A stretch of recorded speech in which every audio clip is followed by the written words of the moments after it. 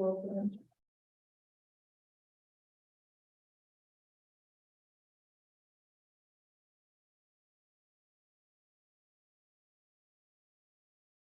10. No, it lines up. Is it bad if we don't? It's not, I figure, it doesn't matter.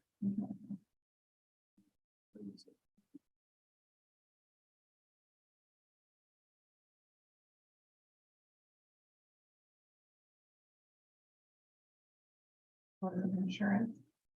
Type of the thing. We weren't able to with this one. I'll probably still put it on.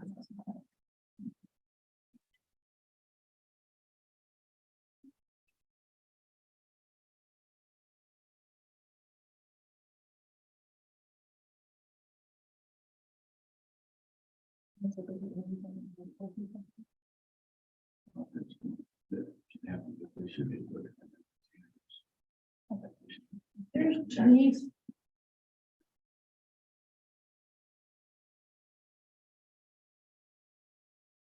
We didn't know if you were home yet or not. I'm home.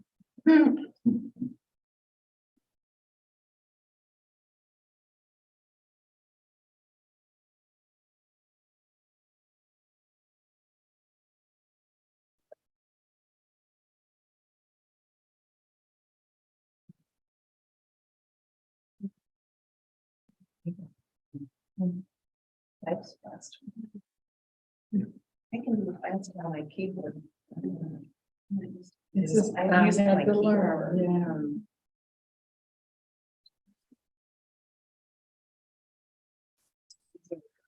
Yeah.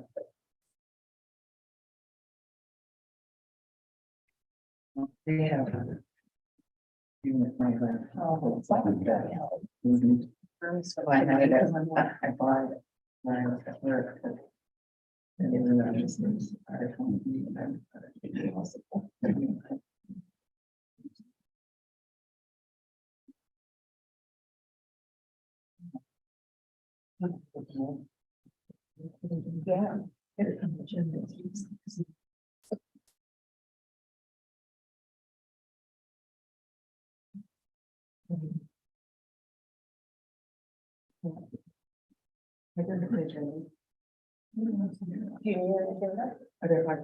Yeah. I'll get it, just tell me what it is. I'm not sure where. Are they up there? Right in the front door. We can have Josh can bring one for you. If we ask him. Hey, John, can you grab an agenda for Janice? Please. Thank you.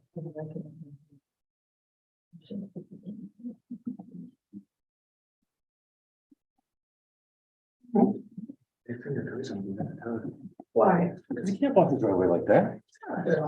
There's room for one car between the. They bring them up truck. Well, so you don't make that help.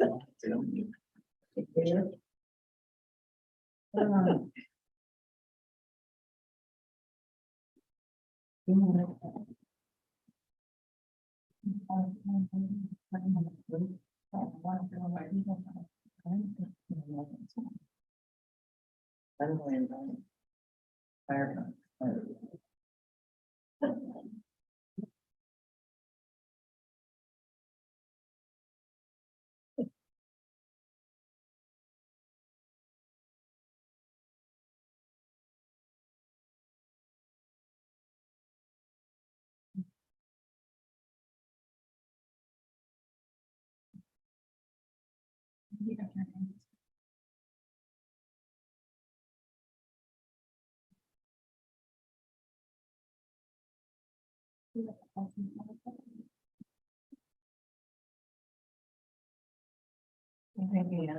Yeah, maybe we cover it pretty good.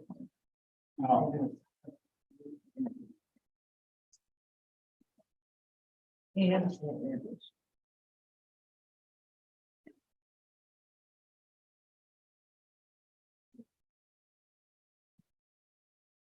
Okay. We'll call the meeting to order, with roll call vote. Roddy House, Here. Fox, Here. Schroed, Here. Mac, Here. Berglund, Here. Reading of the district mission and vision by Director Fox. Our mission to challenge all students to achieve their full potential through engaging, responsive educational experiences that inspire innovation, critical thinking, and collaboration. Our vision to develop learners who are competent, compassionate problem solvers. Our operating principles: information for one is information for all.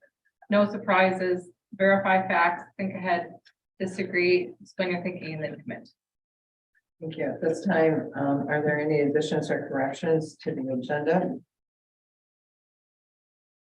Hearing none, is there a motion to approve the agenda? I'll make a motion to approve the agenda. I'll second.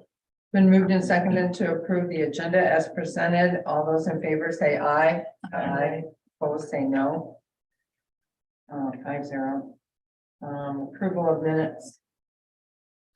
Any additions or corrections to the minute? I'll make a motion to approve the 6/12 regular meeting, 6/14 special meeting minutes. That's second. Been moved and seconded to approve the minutes of the June 12th, 2023 and June 14th, 2023 board minutes. All those in favor say aye. Aye. Opposed, say no. Minutes are approved 5-0. This time, we'd like to welcome visitors for public comment. Is there anyone here who would like to speak?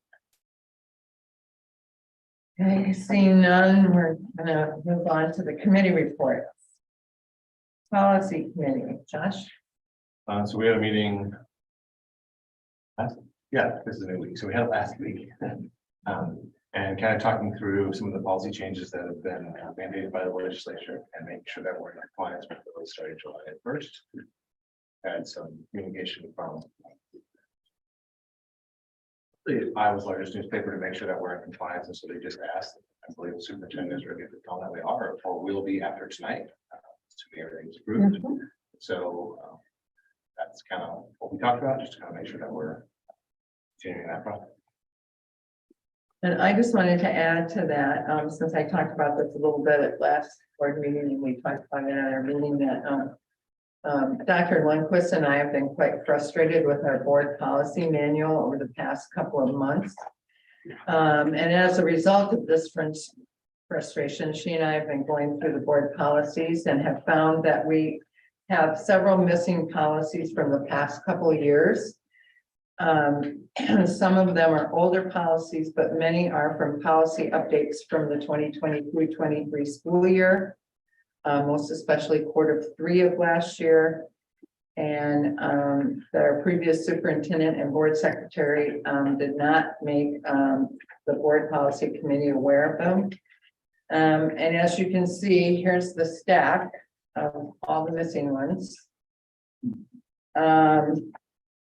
It's quite an extensive list, and so in the next few meetings, Ann's come up with a plan on how to deal with this. So do you want to talk about that, Ann? Yeah, we have, this is, what's going well is some of the good news, and I'll make an introduction here a little bit later in the meeting, but we do have a new school business official.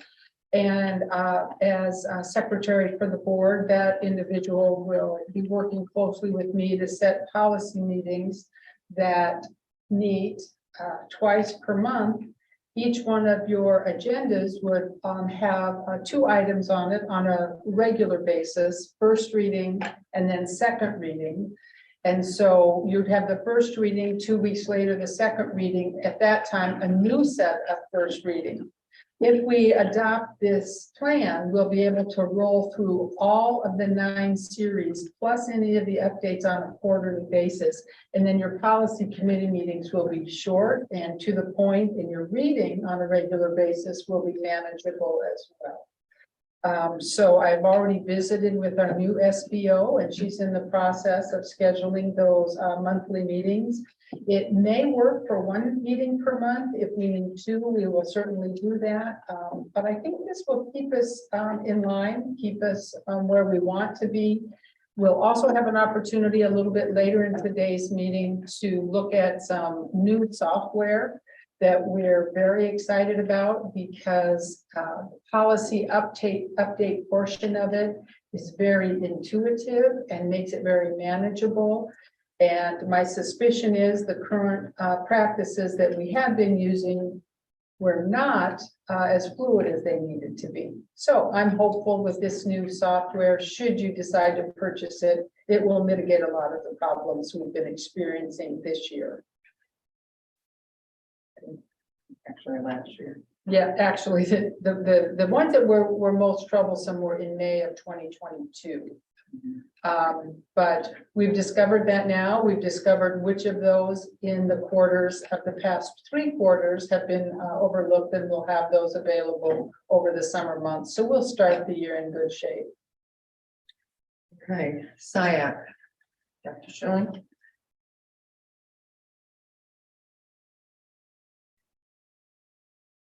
The SiAC committee met last Thursday evening for the last regular meeting of the 22-23 school year.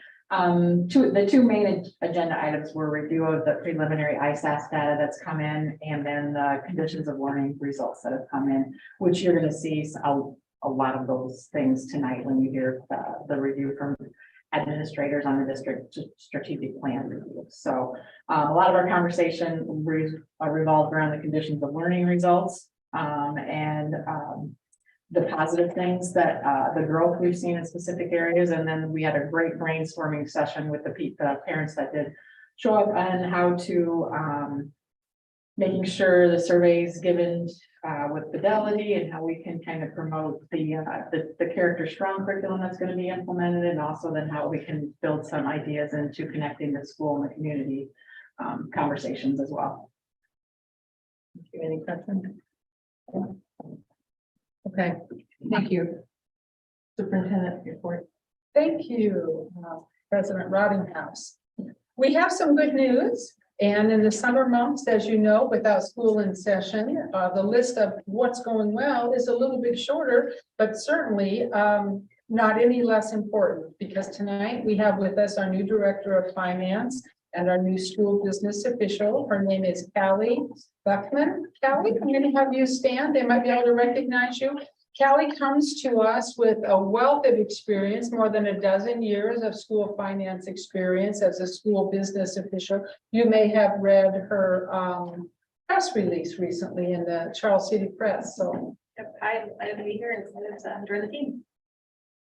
Thank you. thanks, Callie. Welcome aboard.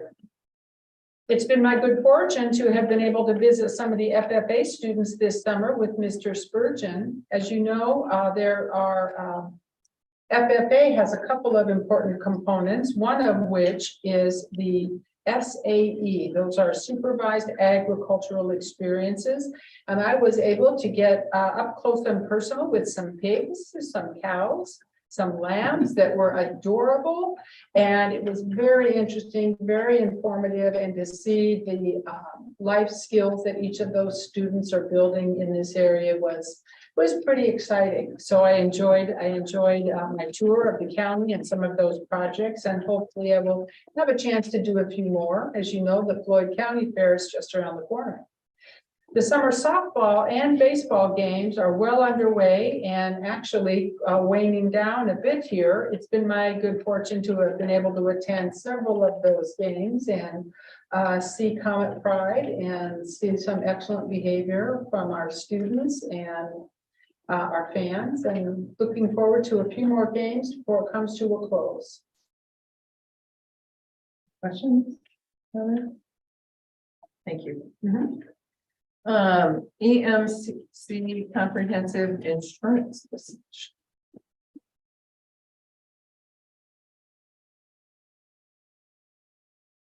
My name is John Breeze. I'm with System Associates, your local agent.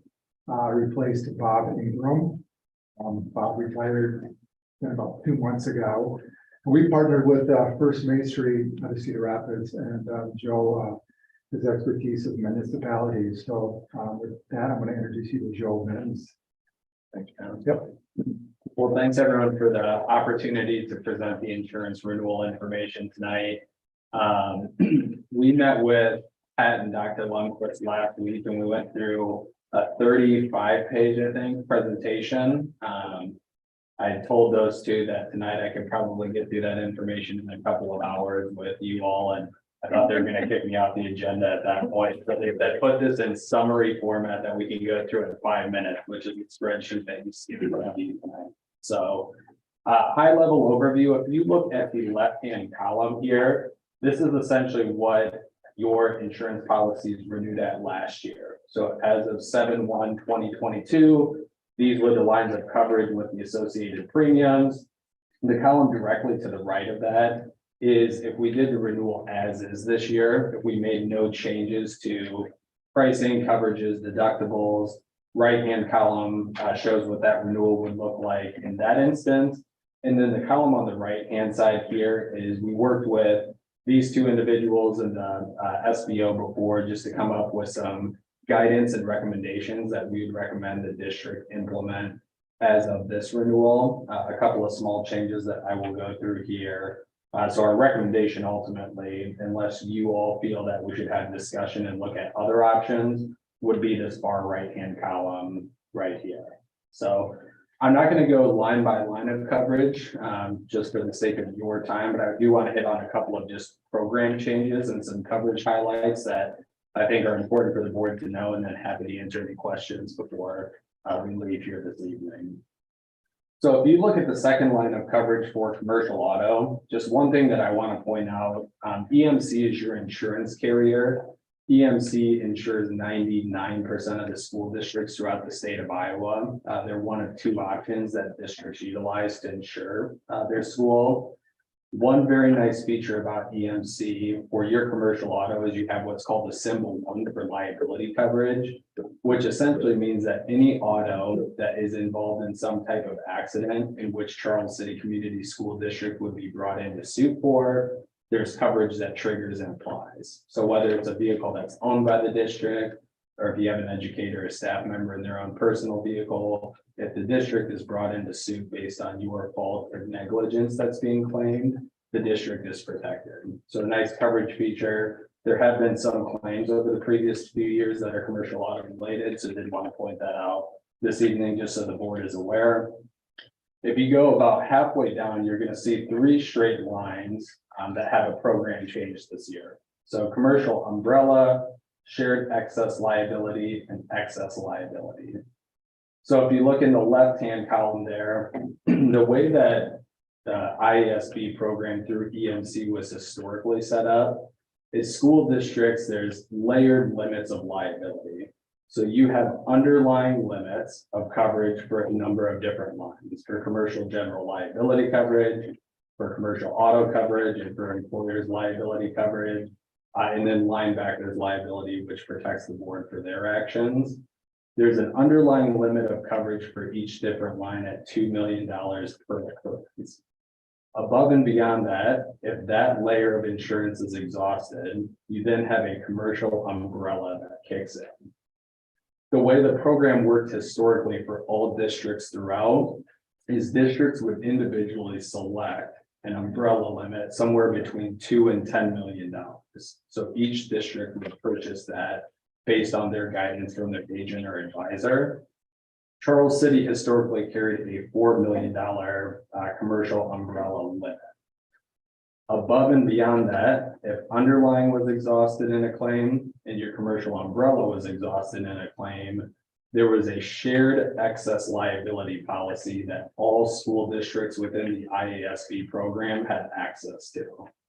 That had been enforced for about 7 or 8 years. When it first came out, there were high limits available to all districts. It was a very good setup for districts throughout the state. That scaled back last year and they reduced limits of liability within that shared access program down to 10 million per occurrence, 10 million in aggregate for that entire policy period for all districts, about 300 throughout the state. This year at renewal, as they were negotiating the policy structure, what IASB Jester, the MGA of the program, essentially realized is that that setup was no longer viable to properly protect districts, to have 300 different districts sharing in one policy that had shared limits. So the new structure is $2 million underlying coverage. Then each district will have a $3 million umbrella. So you no longer select your individual limit. And then above and beyond that, each district will have an excess liability policy of $5 million. So essentially for any one claim, as of 7/1/23, you have $10 million of coverage for something the district would be brought into suit for. So it is a program variance and change, and it is coming with an increased premium as you look year over year at what you're paying for commercial excess, shared excess. Combining those, it is more expensive for the district to carry the new setup. It is not optional, but it ultimately protects the district in the right way should we have some type of significant lawsuit that hits Charleston Community School District.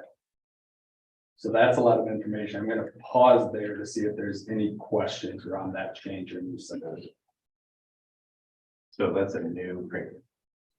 So if you look, you always carry your commercial umbrella and you still have that. There's a limit change.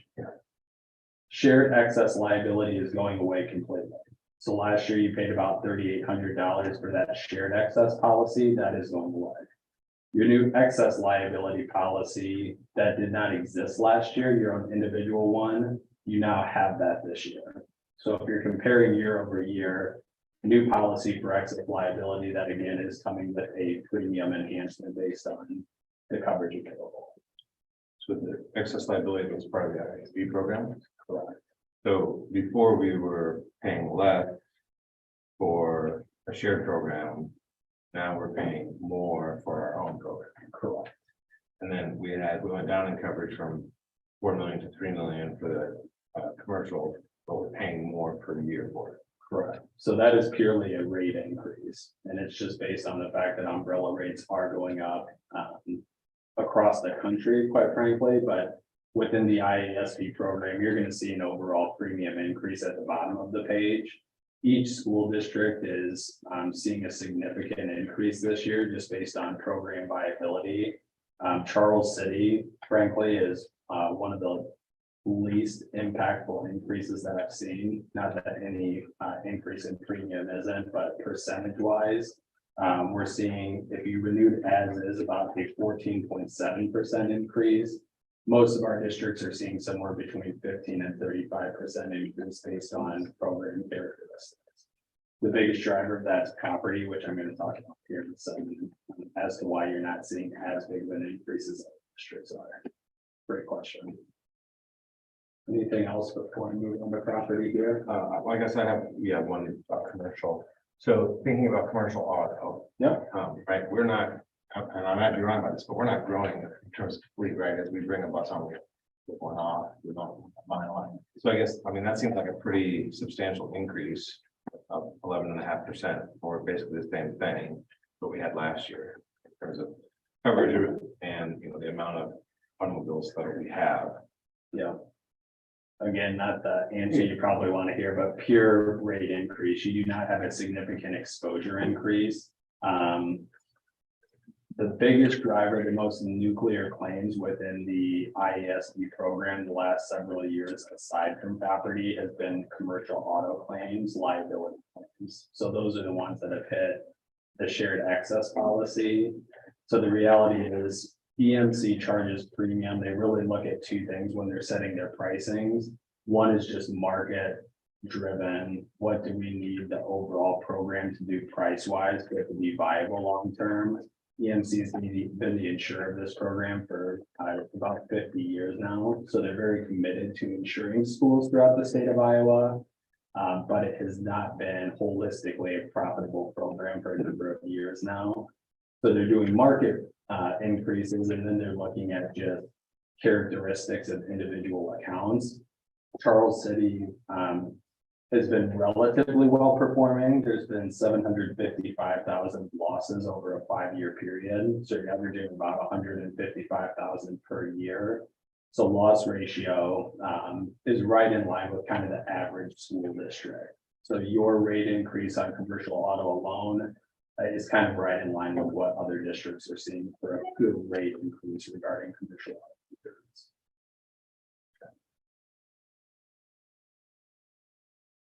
Any other questions before I move to property? So property coverages, this is by far the toughest line of coverage for the EMC program for school districts. School districts across the state have heavy property exposures. One thing that's very beneficial to Charles City in particular is the fact that, to the board's credit, last year you had asked for surveys for EMC to come out and look at values of the buildings. So they did that and did realign the values that were assigned to individual buildings. As a result, you did not see huge valuation increases at renewal, which means that your renewal premium did not go up the way that other school districts did see a property premium increase. You'll see 207 going to 233 this year of renewal. Your total blanket limit of coverage went from 92.8 million up to about 101 million, so about an 8.7% property valuation increase. You are carrying $1,000 deductible. So one of our recommendations is that you consider increasing that to a $5,000 deductible, assuming that the district feels comfortable with cash available to pay out of pocket from their management fund should a loss occur. So that's a significant change this year as far as premium, but again, relative to other districts, 12.26. Significantly less than some of the districts are seeing 40% increase on property alone because their valuations are increasing so much. And then the only other thing to talk through is workers' compensation. I'm seeing a slight premium increase here this year. Majority of that is due to payroll increases and experience mod increase. The actual rates per class have gone down within your different payroll categories, but based on loss experience, we're seeing a 9% increase on the mod. And then payrolls have increased by about 8 to, or anywhere from about 6 to 8.5%. One thing we did do is we took the audited figures from EMC's last audit, and in working with the SBO, we increased those payroll figures by 3% just to make sure that we were keeping up for the changes for educator count. So long story short, you're seeing about a 14.7% year-over-year increase. Fortunately, we did meet with SBO and with Dr. Lundquist back in January of 2023, and we projected this forward because we did know that this was coming. Our projection was at about 484,209, so very close to what the actual renewal came in at. And then talking to former SBO, I know he had budgeted for an $80,000 increase, so above and beyond what we had actually projected. So funding should be available in the management fund for this increase based on those conversations. The only two changes that we would recommend again is property increasing our deductible to $5,000, which saves the district about $12,000, about $11,000. And then moving our cyber limit from $1 million up to $2 million, just to make sure that any claims that would come up were properly allocated. So if we increase the cyber, are there requirements around things we have to do to get it? Not to go from 1 to 2, 1 to 3? going from 1 to 2. We're recommending that you go from $1 million limit up to a $2 million limit. But on the bottom, it says like cyber to 3. That's available, so That's an we can available. purchase that, yes. One other thing to talk through is on the property, I did forget to mention this. Wind and hail deductibles, those are the biggest drivers of loss is wind and hail events. So there are going to be wind and hail deductibles on the various buildings. So the 2 elementary schools and then the senior high middle school building. Elementary schools, it will cost $25,000 out of pocket for deductible in the event of loss on both of those buildings. The high school here will be $75,000 out of pocket. So we do have options available to purchase what are called deductible buy down if the district want to. It comes with a premium of $15,000 to $20,000, somewhere in that ballpark for us to purchase those. Our recommendation again is if the management fund is healthy enough to not purchase the deductible buy downs, just because it's such a big premium expense and potentially not utilized. But again, if the district feels like they should insure for that, we can certainly look at the option to do so. If we get any of that loss, In looking at the loss funds, I know that there was one significant loss from 2 years ago. I would need to look at the cause of that. I think the loss was in the $80,000 range. I would need to get more specific information on that, though. It is the biggest driver of loss in Iowa, far and wide. What we talked to these two about is essentially if you have a significant tornado that rips through here, a big hailstorm, we're probably talking about a significant property enhancement. And so the pain of having out-of-pocket expense to upgrade our buildings, that goes away a little bit, but it is still a pure cash expenditure. So it's certainly something that we can insure for. I just don't want to be the insurance guy up here telling you to buy more insurance to fix your insurance change issue. So again, if the management fund is healthy enough to pay out-of-pocket expense, should we need to, and with those losses, we're recommending a lot of districts self-insure. I'd say about 1/3 of districts are purchasing the wind hail buy downs, the other 2/3 are self-insuring for those events. Under that. kind of- Management. Yes. We Yeah. have about 500,000 balance now, just under 500,000, from as near as we can tell at this point. But we have. In January, we'll have. Some early retirements that come out of that, right? If, and that's an annual review of those policies, that's where those would come out. No, but I meant from this year. Those retirees will get their money in January, right? Actually, this year's policy, we changed to make it 1 year only, so they had to let us know by February, and they could only do it this year. We had some this year that came from 2 years ago. But they get paid their retirement money in January. Okay, in a different. Yeah. and it From comes this out- last year. Yes, and that comes out of the. Management, yes. So they break that up. Gotcha. Half of it, I think, the half first, Think half and half. yeah. Okay. So. Throw that up, Thanks for that clarification. yeah. And to go back to your question, just to fully answer, premiums for insurance come out of management fund. If an event would qualify for insurance coverage, but the deductible isn't hit, meaning if you have a $25,000 deductible for wind and hail, you have a small windstorm and there's 15,000 of damage to a building, so we don't quite hit our deductible, you can still pay that expense out of management fund because it would qualify as an insurable. Is that 25,000? Or 75, is that per incident or is that per year? Per building, Per incident year? though, per building. per incident per building, yes, I'm sorry. So if there's 2 tornadoes that impact all 3 buildings, it's going to be per building for both incidents. The likelihood of that is relatively low, but it is certainly a possibility. Right. You can't insure against. Yeah. Everything. You can try, but it doesn't work. And if we purchase the deductible buy down coverage, it only applies to 1 loss. So those aren't, renewable. We couldn't use that policy multiple times. They're gonna set a maximum of insurance. So unless we bought the deductible buy down policies for 3 separate things, it's some of it EMC and frankly, other insurers with other businesses are requiring their insurers to have some skin in the game when it comes to these types of losses because they're happening throughout Iowa. So we feel like this is actually a relatively fair setup or fair change based on what they've seen historically. This is going to continue to be seen throughout the industry by all insurance, frankly. So, Joe, what I'm hearing you say is that this is a kind of a shared program where everybody kind of gets the premiums distributed across the costs, right? And that's kind of part of the insurance industry is insurance costs are distributed based on your location and your risk level. But then, if I'm a good driver, right, I get a lower rate on my insurance because I had no accidents or I'm not getting issues.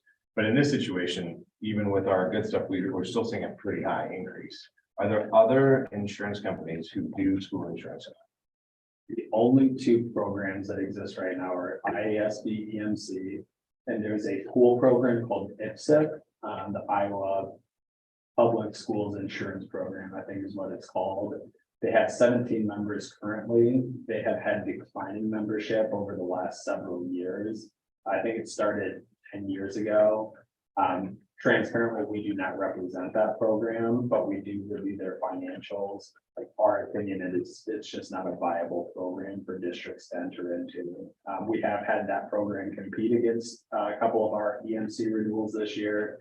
They haven't been competitive on those districts. It's essentially a similar concept where schools pool together and share their risk. When you're talking about doing it with 17 versus 300 plus, we feel there's a reason that ISD's program is more competitive. Those are really the only two options, unfortunately, that districts have for. So national carriers like Nationwide or any of those guys, they don't do that. And part of the reason for it is just the loss trend. They look at the program and say they don't want to touch it. And we insure as a whole over 30 districts throughout the state of Iowa. So we have those conversations with our insurance companies pretty regularly to say the market really could use some competition. Insurance carriers do not have a lot of interest, and primarily it's because school districts have such a big property base that if you have a couple of incidents, Durango is an extreme example, but even a tornado or two that are significant, it just wipes out program profitability. So EMC is trying to keep their rates up, which historically were maybe lagging from where they should be, trying to catch up a little bit. So I recognize that this is a significant increase. I know 15% is a real number relative to other districts. If you check around, this is about as good as it gets for this year. Well, I mean, we didn't get a 15% increase from the state funding. No one table got a 15% raise that I'm aware of. So, I mean, it's a significant increase. What do other states do? Like Missouri or Minnesota, Nebraska, Dakota, Illinois, Wisconsin? I mean, are they in similar programs? Do they do something different? To be honest, I do not work outside of the state of Iowa, so I really don't have a good reason for that. That doesn't be a problem here. Not today. It doesn't sound like one today. But What was our increase last year? To be honest, Bob Ingram was on the account last year. I know it wouldn't have been insignificant. It would have been a similar figure to this year. I know it wasn't a 5% increase. It was No, probably- I know we had an extensive conversation there we too. had a similar conversation last year. Yeah, I can look if you want me to. Yes. And again, fortunately, part of the reason that we operate the way that we do, we meet with each of our district clients in sometime between mid-January to early February. So we met with Dr. Lundquist and Evan at the time, just to say, here's your lines of coverage. This is what we're projecting based on our conversations with EMC and where the market's going. So it's never a fun conversation to have early, but at least it can be budgeted for at the time. So long story short, budget should have dollars allocated for this increase, which there's still real dollars, but at least it's not a shock at this time. They don't budget that. So Oh, I have. last year we had 41% increase. That makes, I think it was more than that because the annual premium. no, I'm looking at the board agenda. I'm looking at the Assistant Associate is $293,926 the premium for 2021. 2022 was $413,435. I don't know. Mine says to improve the EMC insurance policy totaling $413,475 as discussed. And a cyber policy on top of that, $7,068.25. Robert Ingram said the overall increase is 41%, and that was on last July. 41%, not 14. Yeah, 41, I said. I thought you said 14. Oh, no, I said 41. And as part of that, the reason that, to Bob's credit, I'm guessing he had a conversation with the district to say, hey, we should really be looking at our property valuations to make sure that we're properly protecting the district. We did do that. So you did a significant valuation increase, which probably drove a majority of that premium increase last year. Yeah, I So, think we talked about that, yeah. yeah. What makes 14 look less than 41? And I recognize to a school board that's not good news to get, totally understand, but I just want to share perspective on this conversation with other districts is, similar to what you guys saw last year, which was huge renewal increases. I'll make a motion to approve the EMC IASB insurance program totaling approximately $485,000 as discussed. Which one are we? It's this one, Is it number 8? it's an approximation. But we- The 475 is just what you guys had discussed.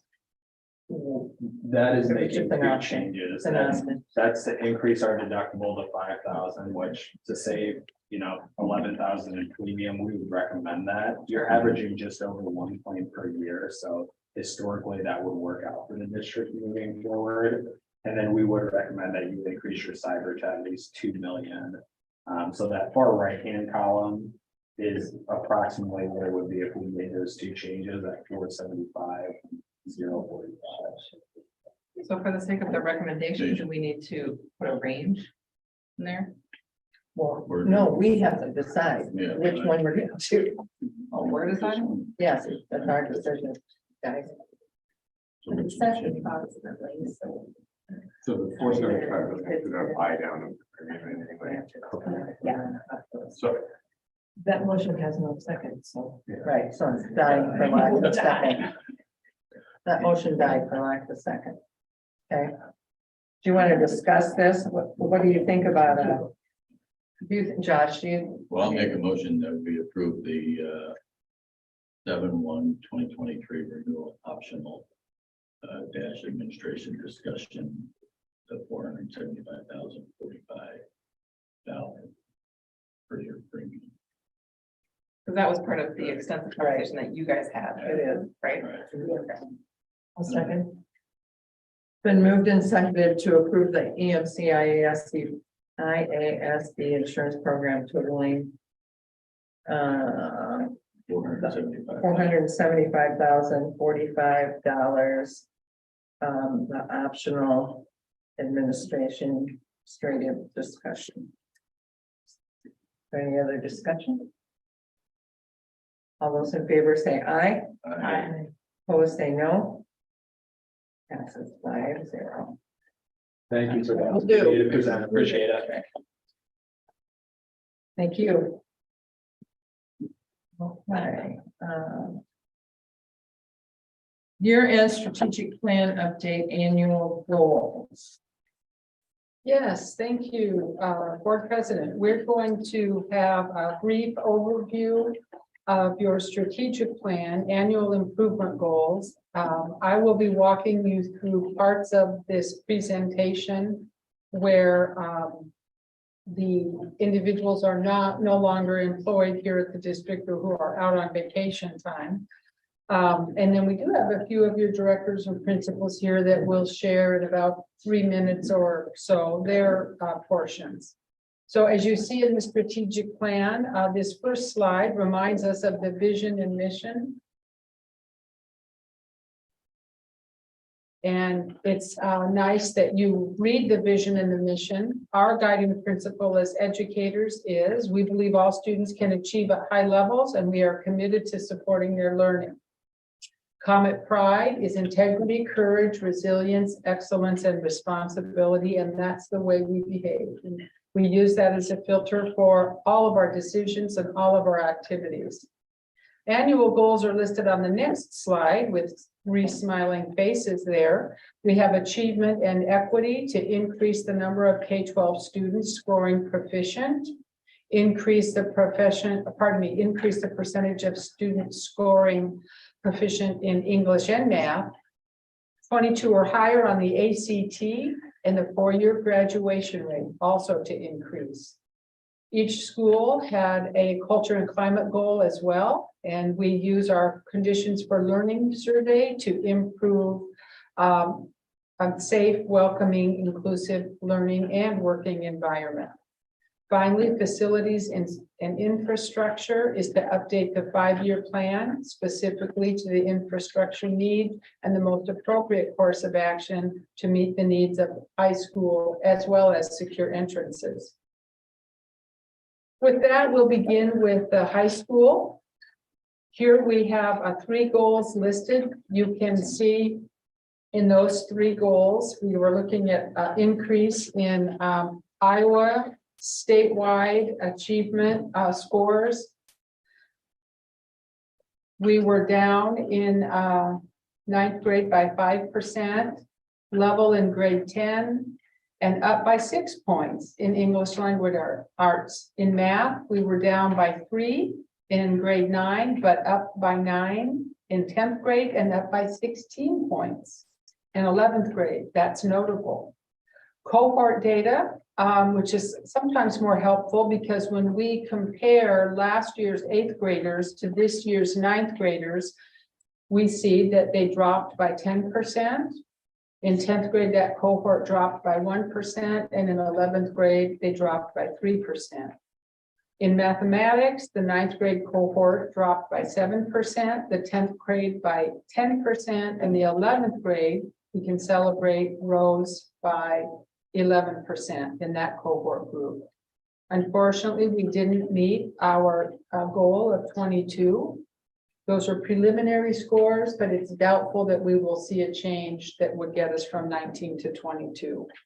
It is notable to remind you, however, that the percent of students who did score 22 or better as compared to the rest of the students in the state increased to 52%, which is above the state average by about 3 percentage points. And we had previously only been at 28.5%. So that's absolutely a celebration. And we were made aware of that mid-year of this current school year. Unfortunately, the percent we tested to get that gain was down by about 6%. That's not tremendous amount, but it's something that we want to notice if we're being completely transparent. Finally, at the high school, their third goal was to increase the graduation rate. Unfortunately, you received graduation rates a couple of months ago, and our data comes in 10 months behind the May graduation date. So 2 months ago, you learned that your most recent graduation rate is 80%. If we compare that to the last 5 years, you will see we were at 96% 5 years ago and have dropped steadily each year since then.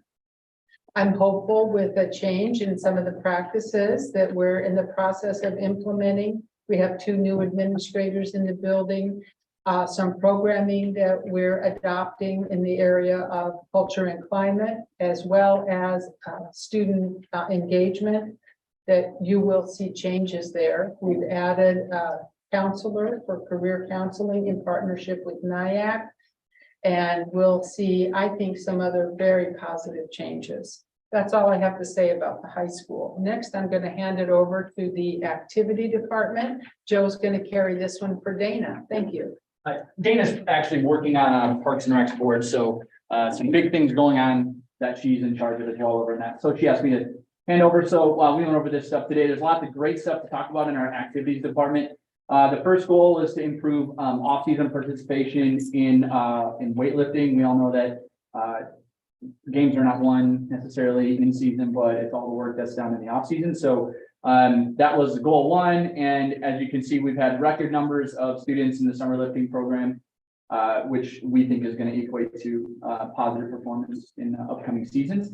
And then just to kind of show that off, they've been putting out positive social media communications to students and parents, just continuing to encourage that great participation there.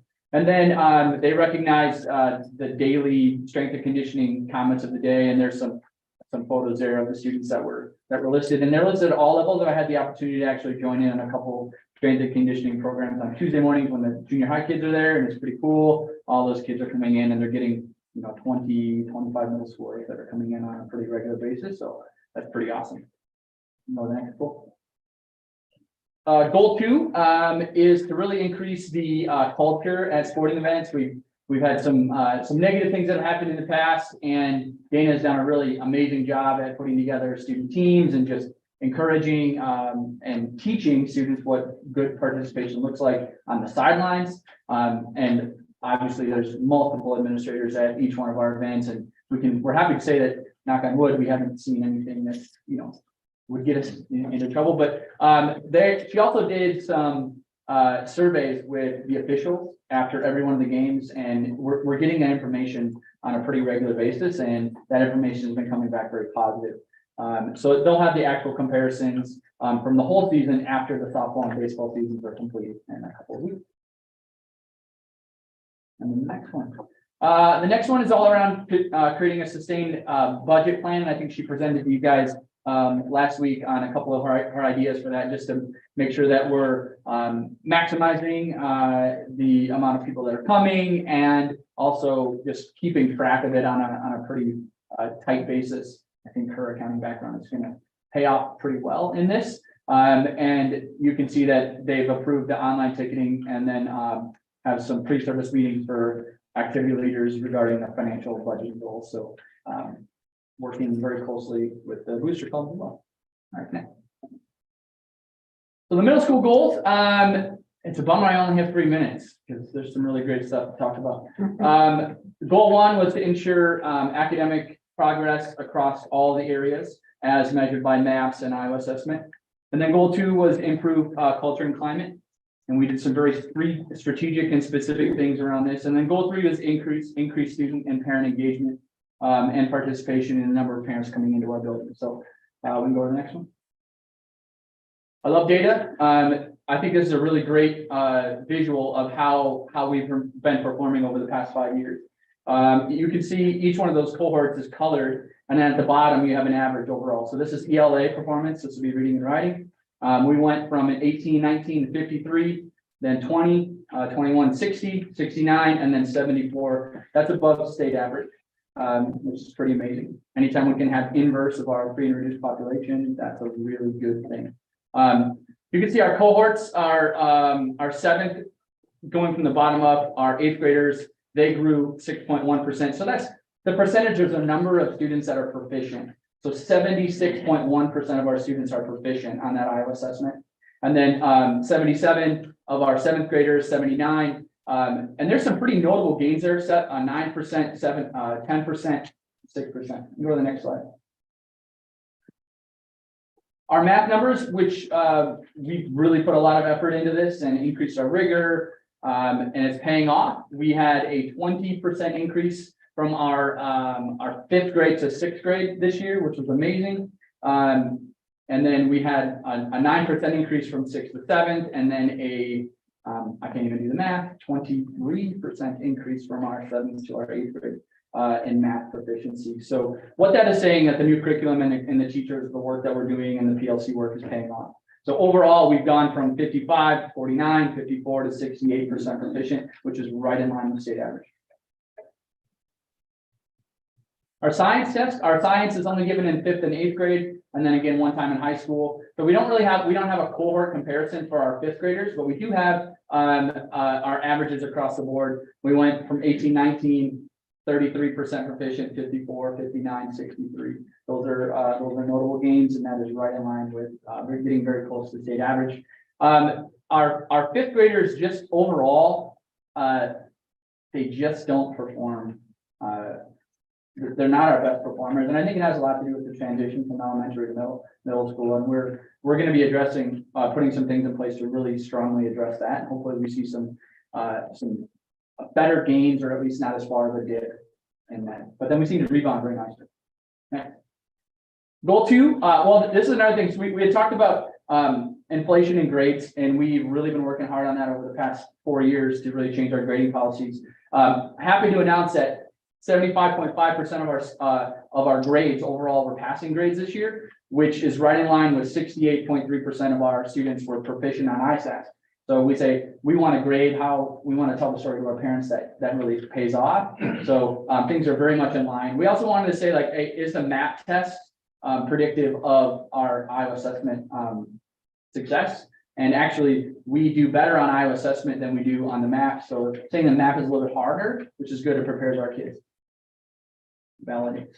Next. Goal 2 was increase positive perception as measured by the conditions for learning. We made 1,098 personal phone calls to parents this year. Those were the ones that we actually tracked. 111 positive social media posts with students in action, and then 11 positive news reports. and 0 negative. Sorry. All right, next goal. This is how we performed on the conditions for learning. The really important number is at the bottom. We had an overall score of 69, and the overall state average for the conditions for learning is 63. We had one area where we went down, or we were below state average, and that is students and student relationships. That will be addressed strongly. This year, we really focused on adult to student relationship, boundaries and expectations, and physical safety. Those were the 3 things that we knew we could pour into and see great gains, and we did. We saw significant gains, and I'm feeling much, much better about our data. Next. So that was 5th grade. We actually, the conditions for learning is broken into 2 parts, 3-5 and 6-12. So this is our component, the 6A component of this 5 for the 6-12. And this is really great news too. We're up in every one of our areas. Adult to student relationship, we grew immensely, 32 to 48. Student to student relationship, 28 to 32. Boundaries and expectations, 24 to 48. That's, I think, just teaching and reteaching and reteaching. And then physical safety, 22 to 44, and then emotional safety, 13 to 22. And all of those are at or above or right around state average. So really good stuff. That means our kids are happy coming to school. And they feel safe. The last one, and this was just kind of a fun one, I thought, was increased student participation. So we had hundreds of parents attend our defensive learning events that happened throughout the year. And we had 8th grade exit interviews, and we had exceptional turnout from our parents. Hundreds of 8th grade parents showed up to support their kids as they did a 15-minute exit interview to talk about their whole entire middle school perspective. So it was an amazing thing, and we had really great reviews from our parents, and they're just happy to come in and help celebrate with their kids. We're going to make that better next year. Next. All right. So I'm Yeah. pretty confident I know the answer to this, but can you go back to any of the academic slides? That's the science. So, that one right there. So I'm pretty sure I know the answer, but we don't see any data for 1920. Why? That we didn't pass. Right. We just want to make sure people understand. how new Yeah. that data So is. there's no data across the state. So we weren't in second during that. So that's why we have a 2-year gap. And then the next year we came back partially. So. that's kind of So if you go back 2 more for me. Like that one, that's a great example where we had a jump, like in 19 and 20, we look at your blues, for example, the jumps 2. So you look at it like, well, that doesn't match up. Yeah. But it's because we have no data for that year because we take the test. Mhm. So Yeah. just so Exactly. people understand that. Yeah, whoever color coordinated it, that was helpful. Yeah, it makes it easy to see, right? Yeah. That's good color, rainbow color. All right. Any other questions? Good job. Thank you. Nice job, Joe. I'll go ahead and report for Lincoln Elementary School, academic, culture, climate, and infrastructure goals. Of course, we're going to increase the percent of students scoring at grade level benchmark in fluency. Also, you will see here some ISASS, Iowa statewide assessment data, in addition to at my request, although the specific goal didn't ask for that. I thought it was important. Culture climate goal, again, measured by our conditions for learning survey and infrastructure. Beginning, we did meet the goal with increase in the percentage of students scoring at grade level benchmark in fluency. We went from 66 to 68. If we look at another measure, which is the ISASS data, now this is not for fluency. This, of course, is about numbers and calculations. We don't have the state data yet, but you can see a trend from 2019, again, a skip of the year 2020, then on through to 23. There is a steady increase, and that's our goal. That's what we're looking for. Go ahead, 2 slides. Oh, I'm sorry, I wasn't paying attention there. My fault. Thank you, Jose. So on our math data, can you see a steady climb there? 54, 62. Of course, as mentioned by previous presenter, we have a gap there for 2020. When you compare to the state, you can see they're also making progress, but they're going the wrong direction. You see sort of a decline there, where with our students, you're not seeing that. We know that our demographics in Charles City are almost an exact duplicate of the state as a whole. And so I'm especially proud to say that as we compare ourselves to the state, we are heading in the right direction. So I'm expecting our elementary at Lincoln to be somewhere between 6 and 8 percentage points above the state. Thank you. And the next slide, this is the English language arts, same data, Iowa statewide assessment. There you're going to see a bit of a climb on the state, a gentle slope, at least over the last 3 years. The trend appears to be up slightly. But now look at ours at Lincoln. 50, 55, 58, and 62. We're absolutely heading in the right direction and expect to see something around 7 to 8% increase. The next goal is around culture and climate. Here, the goal was met. They only chose physical safety and emotional safety for their focus. You can see that they have increased up by 4% and by 1%. We'd like to see those trends a bit more, and we're continuing to work on that. One of the ways, and you'll see that, is in the purposeful people curriculum that you have adopted, and our new lead teacher there with a full-time counselor working on things like physical and emotional safety as well. So thank you. Finally, we're going to move on to the infrastructure goal. This one is, as you are well informed, the move from grade 2 out of Washington and into Lincoln. We have 2 nice size schools at this point, and we'll be able to have a more efficient, equitable presentation, not only for parents, but for time with teachers, with the principal, pickup times, drop-off times, even serving lunch will be more efficient. So, thank you. Next up are the Washington elementary goals.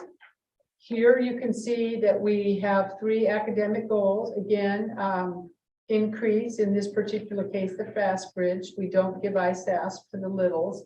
Culture climate is level. We'll talk a little about that. And then culture climate, again, is a little bit level. We'll talk about both of those. The next slide, you see academics. We did increase K1. This is significant and notable, from 44 to 61%. That's important. We're working on fidelity of the implementation of the new phonics materials, and I think that is part of the reason we see that. In A reading, which is what we give our second graders, we also see a rise of 38 to 41%. In the next slide, you see the culture and climate goal. Here our goal was not met. Now, if you look closely, I will explain. The green is 21-22. The blue is the current school year, 22-23. We started out pretty good. It looked like we were making some progress, and mid-year somehow we had some struggles. Now, let's look at this more closely. This is not as catastrophic as it looks. As you can see on the side, this is the average referrals per day. We had at the time just under 400 students in that building. You're seeing from 0 to about 13 referrals in a day as the top out of, let me remind you, just under 400 students. So this is a very small number of students. And they're continuing to work on efforts to contain some of that more explosive behavior or some of the discipline issues with a small number of students. So it's important, but this alone is not sufficient to tell the story. And I wanted to call that out. We have worked hard at Washington to help teachers regain ownership of the teaching of expected behaviors in school. They're the most qualified to do that because they are all bachelor or master's level teachers and some above. So you will continue to see changes there. And again, when a lead teacher in the building is able to help with that. The next slide talks about parent engagement. This is only baseline data, folks, so we don't have enough information here to tell a story, but the good news is we've started by collecting it as baseline. We've linked that up with our culture and climate in the building, and we'll see more on that in the future. The Conditions for Learning survey, which is used for our students, also has versions for parents and for staff, and we were able to give those to parents and staff in the buildings this year. That's all we have for Washington. We heard about the second grade move from Lincoln, so I'm going to turn it over to the operations department, and we're going to, I don't see Jerry. Okay, let me take Jerry's for his. I'm sure something must have come up where he would have been here. Year 5 is master's facilities plan. One of his goals was to revise. It has been done, and it will be taken to the board in the fall for your approval. So you'll see that mature itself by 1 year. He was able to launch and co-facilitate with me a crisis and life safety committee. This has been instrumental in our work throughout the county. We have representatives from law enforcement, emergency response. We have custodial support, help from our school leaders. We're in the process now in the final throes of remodeling your emergency operations plan. That's something you will be doing on an annual basis moving forward. You did do it once in 2019, but by updating it in this way, it'll be something that will become much more familiar. There have been a number of goals on that group, not the least of which has been the partnerships we've developed. As you know, we had canine search take place in the buildings. We'll continue to have a crisis response developed. We have training for the teachers in August. We have training for students as well. And we adopted a new curriculum for elementary students. And that was all part of that work that Jerry and I did together. Finally, securing the hallways at the high school, Washington and Lincoln. We have now finished with the grant requirements. We've acquired funding from the state so that we can secure the entrances in 3 of our 4 buildings where we feel it's most necessary. They're our oldest buildings. It's manageable. We now have just finished getting through the requirements to access the funds. And as part of that process, we had a vulnerability assessment conducted that was sponsored by the State Department, which gave us very specific areas to improve in each building. We're using that as the basis for the conversations in our crisis and life safety committee as well.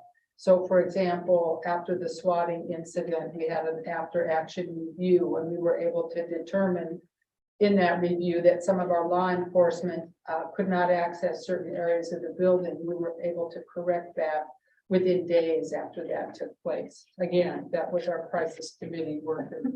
So that's all I have. Next, I'm going to turn it over to IT for their department goals. Okay, it was only a few months ago that I gave you my mid-year update, so not a whole lot has changed since then. We had on my culture and climate or my academic one, I wanted to create the technology learning repository.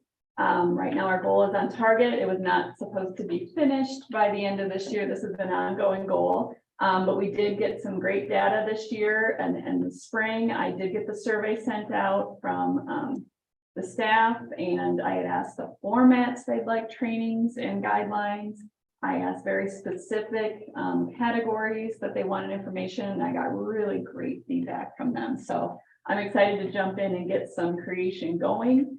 So in the fall, at least we've got a starter set for them to start on. And then I also, in the leadership retreat, had given myself some weekly goals of how much content I want to get out a week. So we're looking good there. And then the 5-year technology purchase plan, that's the hardware technology.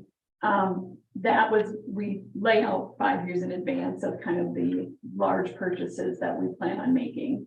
Being that we're in a current lease it's a little trickier now to really, we used to just purchase and lay out which year we were doing which project.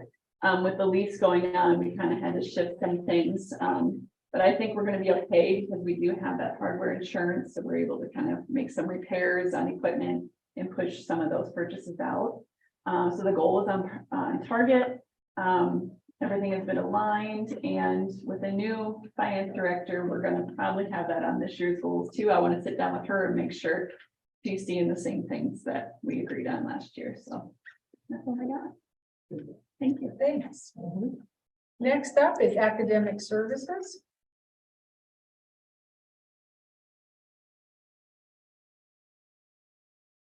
You'll see, two of the biggest areas that I focused on this year that align with the strategic plan are going to be to increase literacy and math proficiency K-12, and implement an aligned curriculum, as well as a special ed program. Reviewing that program, determining a more streamlined identification process, because as I've mentioned, the state average is probably 10-11% of your student population is identified with IEPs. We're probably more like 16 or 17. So focusing on core instruction as well as that process and identification. And then also the training and professional learning for our teachers. A lot of the data you're going to see is very similar to what you've already seen with the high school, middle school, Washington and Lincoln. That first number, as you see with the math spring data in 21-22 as compared to 22-23 is the percentage of students that are screened. We always want to try to screen 100% of our students, but anything close to 95-96 is good. The second data is the proficiency as you go from 21-22 to 22-23 in math and literacy. You'll notice some differences probably if you look back and compare that data with Washington and Lincoln FastBridge scores, because like Washington put up there like A reading, which is one specific test of FastBridge, where I put in a summary of all of the literacy tests given and a summary of all of the math tests given. So that would explain the differences in scores that you see there. But we are seeing growth in the number of students that are at benchmark on that FastBridge screener. These next slides are going to be very similar to what was shared from the middle school with Joe, and also some of the data with the elementary, with the high school and Lincoln. Again, it's preliminary data, so you might see some differences there, but as you look at the cohort growth, again, we had more growth in cohorts, I can never say that word, as compared to a decline, and when we go back and compare it to last year's growth. So we had definitely a decline in, as you see in the 9th grade cohort as compared to through the upper elementary and middle school. But again, those are things we can dig into and look in subgroups and dig deeper into what we need to do with that area.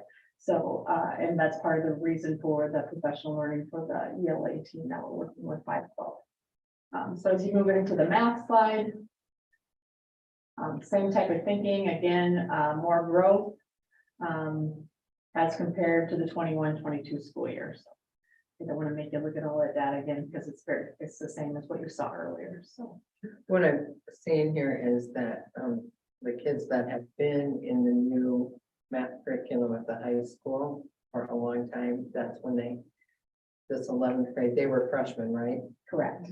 And look at, they went up 16, they went up 11. I mean, it's paying off. Yeah. And we just want to make that perfectly Yeah, clear. it is. That's a really is. very important distinction. And we did a few, not a lot with the high school or middle school necessarily, but we did a few professional learning opportunities and really kind of focused on student engagement and how to use that curriculum this last year. So it is, the rigor is paying off and the teachers are helping students meeting that level of rigor. So, and that will continue as we move throughout the next year. The same, similar with science scores. I guess my only additional comment there, besides to what Joe commented with science proficiency, is in 5th grade, as they transition from elementary, a lot of the elementary grades don't necessarily focus on science, social studies heavy because they're so focused on literacy and try to tie that in. So kids, there were really building up their social studies and science skills when they hit that middle school range, because we're more specific in content area in that sense. Some of the things I particularly focused on with teams of teachers and teams of admins and instructional coaches this year was the implementation of the math curriculum and the alignment of K-12 math. A number of corners we started back in November, and we're seeing some good student growth in that area. We did 2 days of professional learning around the Bridges implementation that'll start this next August and in June, I believe June 5th and 6th, which went really well. So we're building a plan right now on how to do monthly supports for teachers and check-ins and fidelity checks with some of the things like discourse and questioning, and just seeing how things are going and making that ongoing. So we're implementing the curriculum as it should be implemented. We started also professional learning in June 5/12, focusing on like the essential standards of mathematics and being really intentional and pulling those out of the Agile Minds curriculum. So if there's certain heavy hitters, like we know we need to hit fractions really heavy within the middle school because that's needed for success in algebra when they get to algebra. So, and if we have to let a little bit of geometry go or probability go, then we need to let that go. So we're focusing on doing that and aligning that with Agile Minds. ELA wise, we did do a middle school curriculum review, 5/8. That kind of rolled into the 5/12, 5/10 work we're doing with same thing, identifying the essential standards and doing some unit review and development. We're continuing the K4 unwrapping the standards that has been started at Washington Lincoln, and we'll continue with that as we move forward. Also, the really great reading and the phonics instruction that was implemented a year ago, K2, is going to be extended, probably K4. I should have changed that to K4, but we're going to continue to implement that phonics instruction with our elementary kids as we're learning more about what needs to be involved in that core instruction for ELA. The other target area that I focused a lot on with our special ed vision team and the special ed teams throughout the building was to narrow that gap, that percentage of students being identified with IEP goals is the curriculum, the program review based on what's evidenced as best practice in the special ed classroom, and then decrease those numbers of students that are being identified. Through that, we have found we need to do some alignment of IEP goal writing from building to building within the district and how we progress monitor it. There's a lot of inconsistency with how teachers write IEP goals. So as they transition from Lincoln to the middle school and the middle school to the high school, depending on what infrastructures are in place and the teacher teams and pairs and things like that, we're finding a lot of inconsistency there. So a lack of resources for teachers. So we're building a platform, I shouldn't say platform, a resource for resources and how to identify students, even at the tier 1, the core instruction, having data to back that up and progress monitor it, which goes into that K-12 identification process. And then we're also looking at some beginning steps in the training of the parents that are in the classroom, because a lot of times we put people in those positions that, and they have the best of intentions and want to do well, but they need some skills in helping those students and what good reading instruction looks like, or good math instruction looks like, or how to de-escalate a situation with the students. We're going to put some of those things into place. And that's part of those action steps that you see on that last part.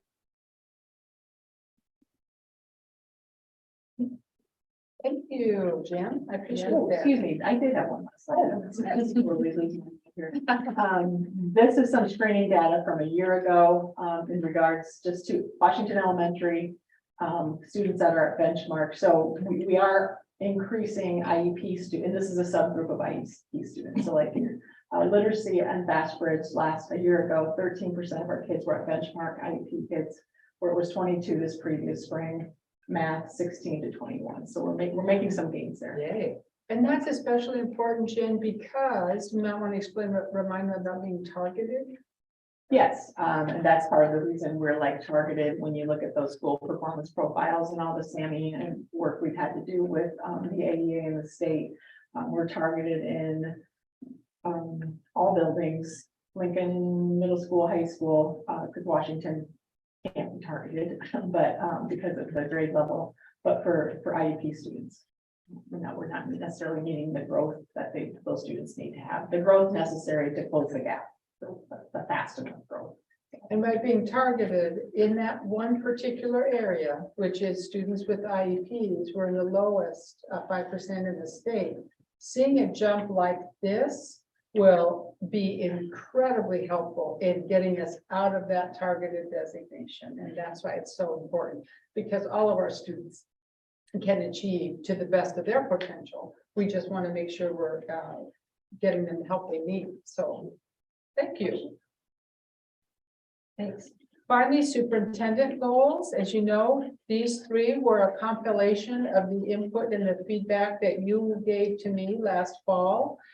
We agreed on areas where you, as my 5 supervisors, where you wanted to see growth. We came up with an overall system that's aligned and cohesive. It enables our district to operate more efficiently, effectively, and equitably. Goal 2 is to improve stakeholder confidence in the system with a visible positive presence in the district and community. And finally, goal 3, establish a cohesive, positively interdependent, and responsive senior leadership team. Goal 1, I'm kind of a tough grader for myself, but I tell you I'm transparent and I'm sincere when I say that. I believe I only partially met this goal. While the curriculum review cycle is implemented in 2 areas, and you can see that Jen has worked hard on that, and I have supported her in that work as her immediate supervisor. When it comes to the operational frameworks in our district, while we did make progress in crisis and life safety, the ongoing school leadership team meetings, which took place on a regular basis, were tightly structured. And we have both goals. We have a purpose and an outcome, weekly meeting notes, and follow-up. I also, that would be, I would say I did meet that. But when it comes to my meetings with our principals, which were twice per month, one specific to their building improvement goals and another to their leadership development, I don't believe that in all of our schools with all of our principals that I was successful. Finally, we still see that we have systems in place, which we have recently discovered, and you heard President Rottinghouse comment on the state of the policies. I have since discovered that we are lacking in a few of our equity areas, in particular our Section 504 programs and some of our other diversity work, but we have made steps in correcting that by assigning me as the district lead rather than the high school principal to move forward with that work. And we've undergone an audit voluntarily with the State Department, and you will hear and see more about that. So although we have a few systems that aren't currently in place, we have very definite structures being created now so that we will be successful. So I think that that's important. Goal 2, I would say I partially met that one as well, and it has to do with confidence in the system with a positive presence in the district and in the community. Based upon informal feedback from stakeholders throughout the community and the confidence that has been offered to me, it's been mixed. There are a handful of folks who aren't necessarily happy with the way that I'm doing business. But I will tell you that of the few that have been fairly vocal about their dislike for some of our decisions, mine in particular, not yours, but I as your only employee, there have been many, many more who have offered me tremendous support. They just don't typically do it on social media. They do it face to face, or they call me, or they approach me, or they write and send emails. And that, as we know, in a society that values civil discourse and frowns on adult bullying behaviors is the best way to go. So I appreciate them, and they know it, and I make it clear when they share. And finally, establishing a cohesive, positively interdependent, responsive senior leadership team. I would say I partially met that. You can see in my bulleted points, not all of the school leadership team members would have been the principals and directors. Not all of them agreed that the culture and climate of the team improved this past year in their work with me as compared to 1 year ago. Of the 11, about half said that they agreed, about half said that it had not improved, and one individual chose to abstain from that. So that was about 50-50. Building improvement goals, and I will also say a number of those individuals are no longer here because perhaps it wasn't a good fit. I'm not sure, but I am feeling pretty confident about those who are still on the team. I'm feeling very confident in that. The building improvement goals were met in only 3 of our 4 buildings, the majority, and we were level on 1 in Washington, for example, but all of the rest did meet their goals, as did our directors. And then in our annual district goals, we did increase the ISASS scores, and we were able to increase the percentage of students scoring 22 or above. Although the graduation rate dropped, we did increase the condition for learning scores district-wide, and that would measure grade 3 through 12 in 8 of the 10 measurable areas. I can't emphasize enough, 8 of the 10 measurable areas. That's profound. And then determining the most appropriate course for improving safety and security in the buildings, the work on our secure entrances, the work on our ADA compliance with our recent visit from the State Department and with Director of Operations. And finally, with our efforts to move forward with a second time with the referendum to improve and upgrade the high school and to build an auditorium. And in closing, I would just like to mention, sometimes it's difficult to, as a public servant, to have your performance so publicly evaluated on a regular basis. But I chose this profession. I'm proud to be your superintendent. And I am, as someone who has great respect for the work of Abraham Lincoln, I have his quote on my wall. And it says, I do the very best I know how, the very best I can, and I mean to keep doing so until the end. And if the end brings me out all right, what's said against me won't amount to anything. And if the end brings me out wrong, 10 angels swearing I was right will make no difference. So I try to keep my head in the game with some positivity, and I have a great team of support. Our central district staff is amazing. And also the Magnificent 11, which is our new principals and our directors, are just incredible to work with. So we're in for even more improvements. Questions? I have a Comment? couple. Okay. So, can we go back to slide 5 real quick? So looking at the ACT scores in our district, is that, I always hesitate to compare it to other districts, but just talking about ourselves as well as the state average, where does that fall? So if we pull up the conditions for learning, we're going to be slightly below on the state average. I'm certain, I'm going to pull it up right now. I'm in the previous reporting year. If you give me just a second. So I'm going to 2022 and I'm viewing the state report. And percent readiness index for, it's called post-secondary readiness index for ACT, percent of students with a score of 22 or higher. In the state, that's about 47.4. Exactly, and ours was at 52. So they only report the percent at 22 or above. And then, so, we've had some implemented new programs and we've shown some data that showed some changes in those programs. What do you think is a reasonable number of years that can show the data that the program is working or not working? Typically on an implementation science, and that's going to be the work of Fixon and Blase, recognized, Fixon is an Iowa researcher, but broadly recognized as the standard for implementation, it would take 4 years. At year 5, you can create some innovation with it, but typically it will take 4 years to see significant or noticeable. You should, however, see some benchmark changes in the years prior, so years 2, 3, and up to 4. The trend should be moving upward.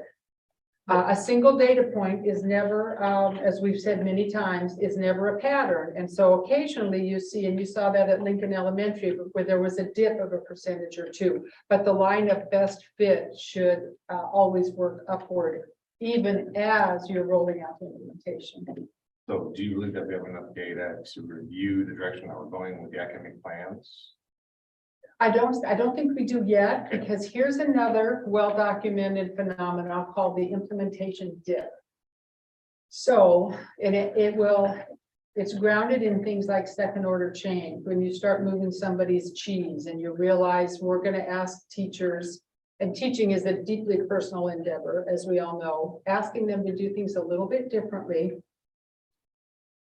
You may have what I jokingly refer to as wailing or gnashing of teeth. Of course, they don't really do that, but it's just this notion of, wow, this is way out of my comfort zone. I've got to learn some new skills. I sometimes fear that I might not be successful. Could be something commonly said by a teacher who sees that there's a learning curve ahead of them. So you see an implementation dip. So typically in a year 1 or 2, it actually goes down before it starts to trend up in the 2, 3, and 4. Great. That's really interesting. By the way, the state average is 21.1. For ACT. Oh, thank you for finding that. Yep. That's high. So we're still slightly below. But we have more students who scored 22 or higher than the state average, right? Correct. I mean, About 4% more, yes. All right, thanks, You're welcome. everybody. Thank you. Thank you. Okay, so the first reading of IASB policies, and as you can see, So are you gonna read all of these? no, You sure you don't want to? I'm past it. I have read them. I'm not going to read them out loud. I have read many policies in the last few weeks. But anyway, we are actually approving 10A, the ones under 10, the ones under A, and the ones under B. So it kind of was confusing. I'm like, wait a minute, because that recommendation is in the middle, but only so many can be uploaded. Yeah. So that's how come it's this way. Paige just explained it to me. So I'd make a motion to approve the policies updates as presented. I'll second. been moved and seconded to approve policy updates as presented. Any discussion? All those in favor say aye. Aye. Opposed, say no. 5-0, they're approved. I just want to say that 100% mostly, these are all from the last legislative session, so they're things that had to be approved. So thank you. All righty. Approval of handbooks. And as you can see that you've had a chance to look through these, this is only about half the handbooks. We'll have another equal amount of interesting reading for you in July. These are for your senior leadership team, very little if any changes in any of those. A couple of minor changes we discovered when we reviewed these, thanks to Paige and her excellent support, was, we found inconsistencies in the central services, the employee handbook, some of the administrative support versus the senior leader. So we tried to correct them. For example, floating holidays. That would be something that should have been given up a few years ago. And so we wanted to make sure the language was pristine. And so kudos to Paige for helping me figure that out. But no other significant changes. I will also mention that the employee handbook, while it certainly isn't required, it's our choice to vet that with our association group, and we did. And they were supportive and pleased with any of the minor adjustments. They did not object to them. I'll say that. Well, and I noticed as I was reading these that they pretty much follow the board policy manual also. Yes. So I could see that it was very consistent among all of those, and that's how they should be, so. Thanks for that. Any other questions? Or motion? I guess is there a reason why we needed to make separate handbooks for senior leadership, central services, administrative? Yeah, the benefits are different for your senior leaders than they are for the central services. Those so we have individuals that are on a 9-10 month, and then we have support staff that are year round. So one's for a 12-month employee, and when we did actually have them in two separate ones, Catherine, and I think Yeah, the same one. yeah. In the same one, and And then, it was very confusing. Yeah. And that was testimony from Paige and others in the office that have to administer those. It was constantly jumping back. In fact, you're going to see the same thing next month, Catherine, when we do the middle school and high school. Those had been a single handbook for a while, and we just found between the high school principal and the middle school principal, we were jockeying back and forth with different language and expectations for families and students. We just thought it best if we just severed the tie and kept it relevant to a little bit smaller groups, and then it's straight up there. Mhm. I'll make a motion to approve the employee handbook, senior leader handbook, central services handbook, and a 9-10 month administrative support handbook as presented. so moved and seconded to approve the employee handbook, senior leader handbook, central services handbook, and 9-12. For 9 and 10 month administrative support handbook as presented. Any further discussion? Hearing none, all those in favor say aye. Aye. Opposed, say no. Handbooks passed 5-0. Next is approval of Assembly software. So this would be replacing this current software program. Oh, yeah, My web school, so did anybody take, I mean, I know this is what IASB uses, but did anybody else get this besides you two? besides Ann and I, Correct. just what was sent out to you, And April, April. But I mean, like, did we, anybody else do a demo or anything? I think Kelly, I did just you? looked into it, yeah. Yeah, Kelly went through the demos online. We had a meeting with the vendor and had him kind of walk through different aspects with it. Then we explored some of the online tools. I shared a little bit of it with you. There certainly is more. It's used by about 1/3 of the districts in Iowa. So there are other tools, and again, this is something you don't have to decide tonight. There are other tools available if you'd like to look at those. We paid for this web school tool. Yeah, we get it's like $2,000-3,000 a year. yeah, well, not very much But I in mean, comparison.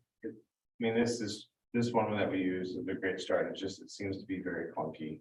Mhm. And we've had lots of issues during meetings where it has not worked. And it's very frustrating to see you type because nobody wants to print. Yeah, another thing with this one is that there are templates that nobody in the district can control. You have to go through whoever it is that made the software, and it's a can be weeks before Web you, school tools. yes, before you can get them to change it.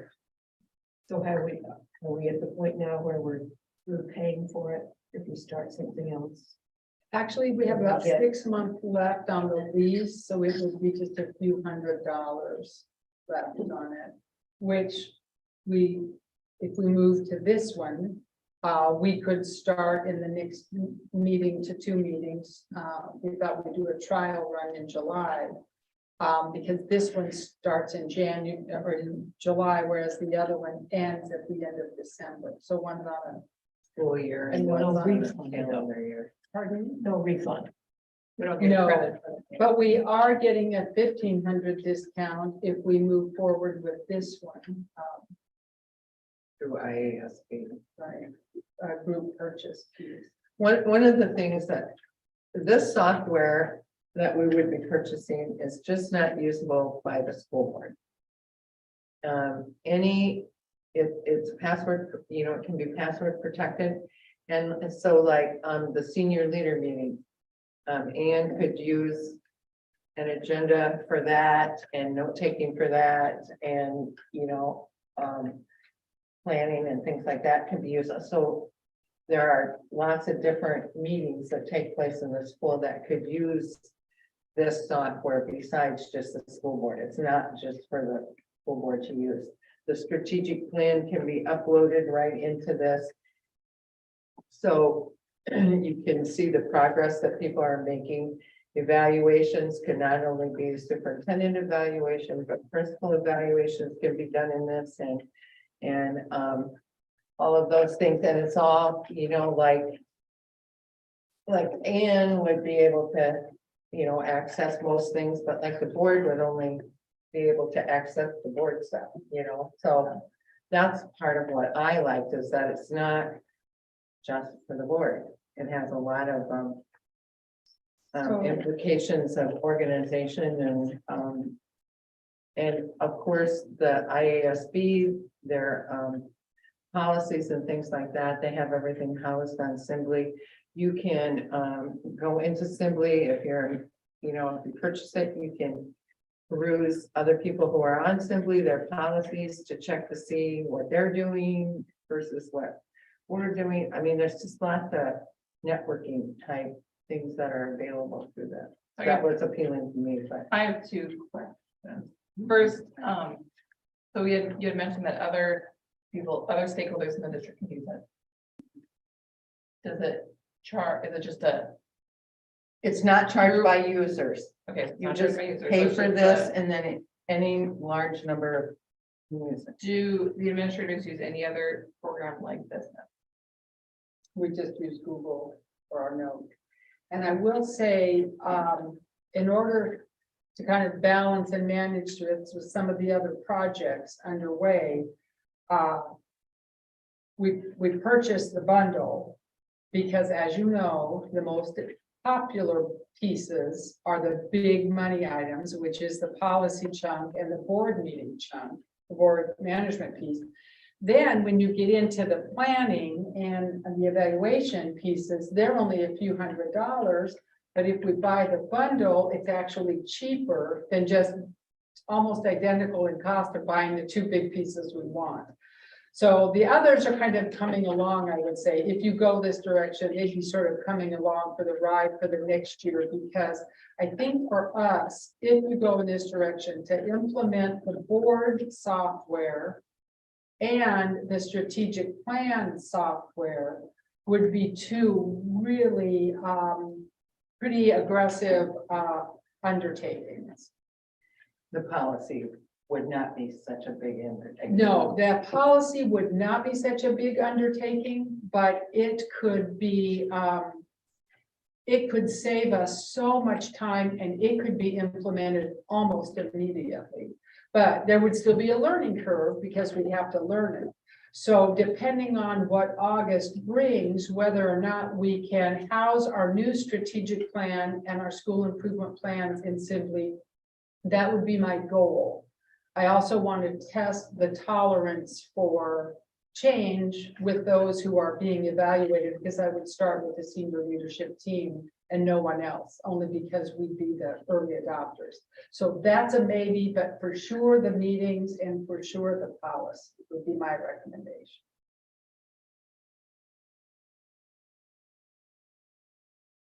I'm trying to think what else they're working on, because they were working on some other things to add to it, and I can't remember what those were right now.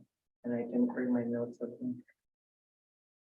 Is there any way we can visually see it in like a presentation form?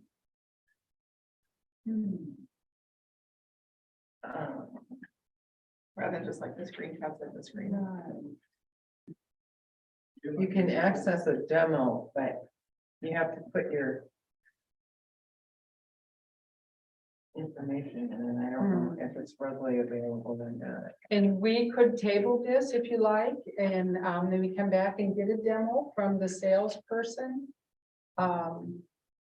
He offered a bit of it to us via the Zoom meeting.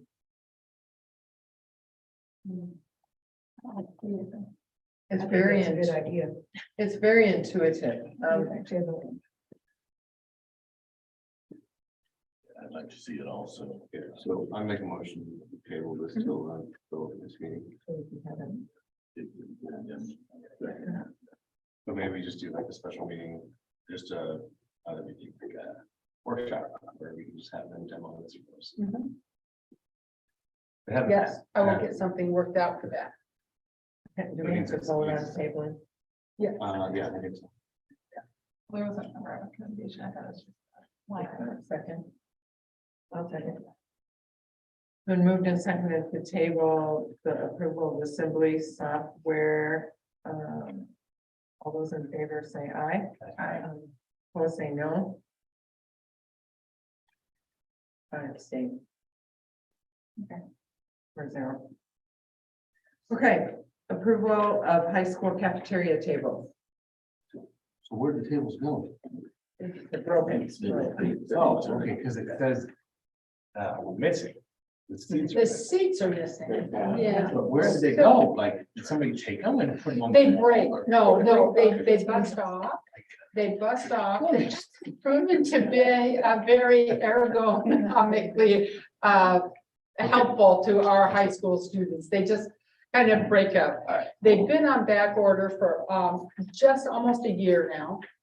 And so our plan was to try and salvage about half of them by removing and replacing the pegs with the missing seats. And then either selling or repurposing, because once the seats are removed, you could, the tables are still usable, the pegs would have to be removed.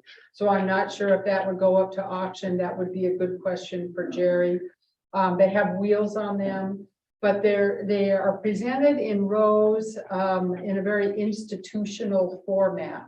You may recall that with the architect's rendering, the new cafeteria, although slightly smaller, would actually seat a few more students than currently, because there were sort of squarish, round, half square, kind of curved edged tables that seated 8 students.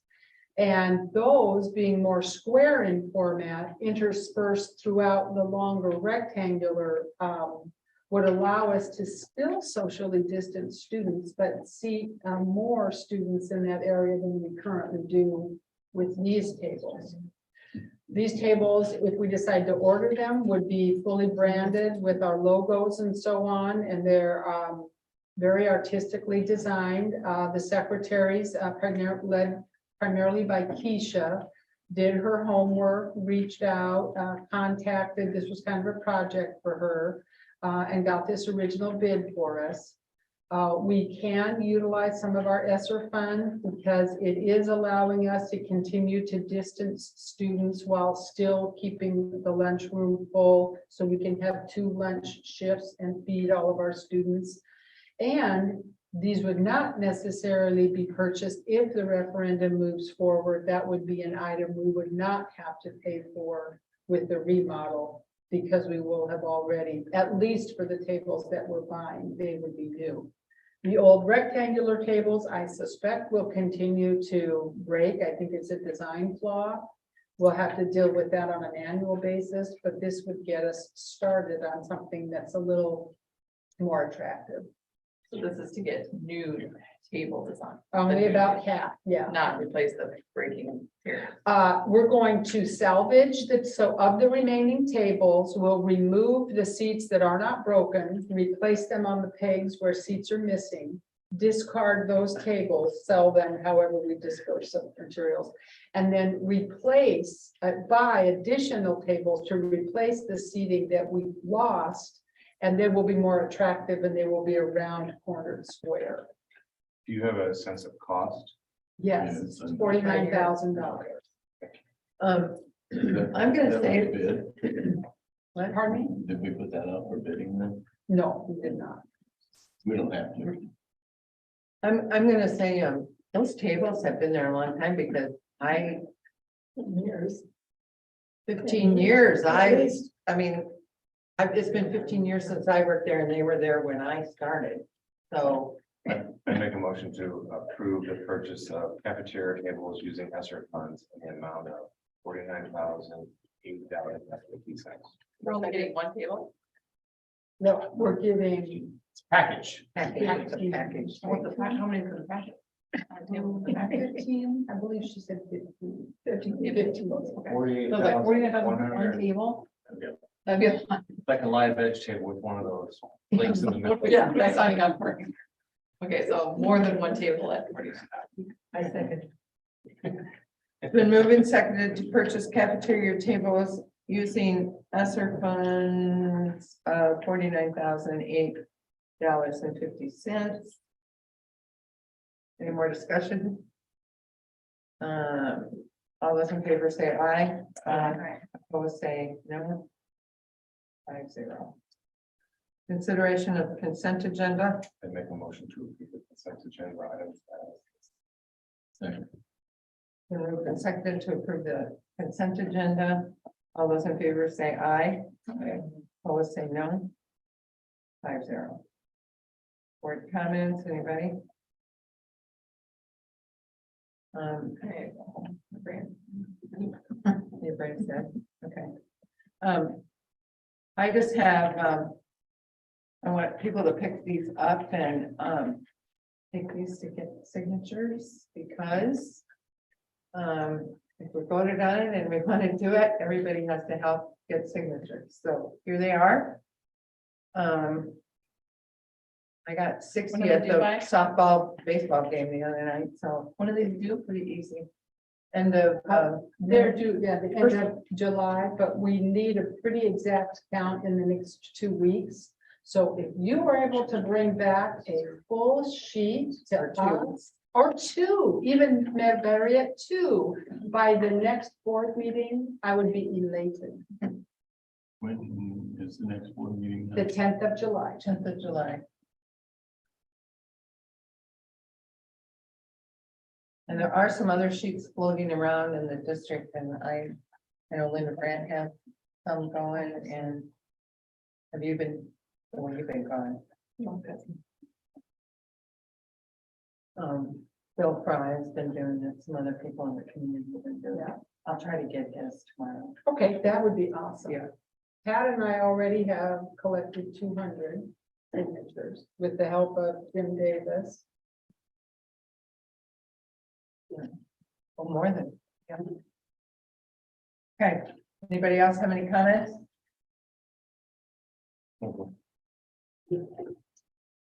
Meetings adjourned at 8:03.